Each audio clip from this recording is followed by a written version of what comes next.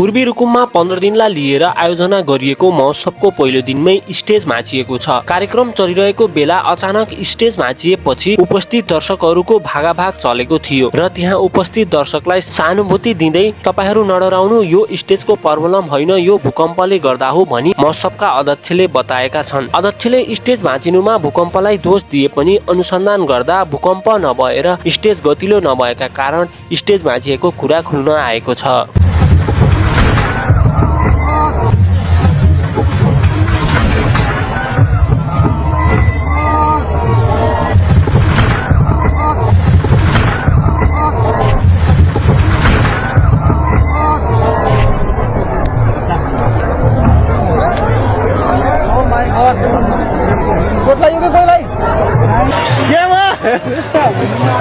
भूकंप हो अध्यक्ष हो भूकंप यो स्टेजको कमजोरी हो कि हो कसैलाई के चोट त लागेन तपाईँ ढुक्क हुनुहोस्। यो महोत्सव 15 दिन चल्छ। तपाईँ ढुक्क भएर बस्नुहोस्। यो अथक मेहनत र प्रयास पश्चात भएको यो स्टेज हाम्रो बिचमा अलिकति फर्किन पुगेको छ।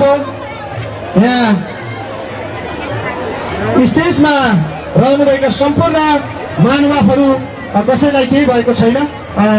सबै यथास्थानमा बस्दिनको लागि हार्दिक अनुरोध गर्न चाहन्छु। तपाईँहरू नआत्तिनुहोस् तर तपाईँहरू पनि सजग रहनुहोस्। बेला बेलामा भूकम्प जाने, यसबाट क्षति हुने हो नेपाललाई धेरै समयदेखि ठुलो क्षति पुर्याउने वातावरण भइरहेको छ। यसबाट जोगिनको लागि पनि उपस्थित महानुभावहरूलाई हृदयदेखि नै एकदमै तपाईँहरूलाई आभार।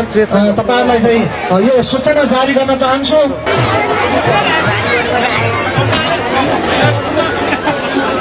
हामी कार्यक्रमलाई सरस्वती अगाडि बढाउनेछौँ। केही समय पश्चात यतिखेर हामी झाँकीलाई समय दिने जमर्को गरिराखेका छौँ।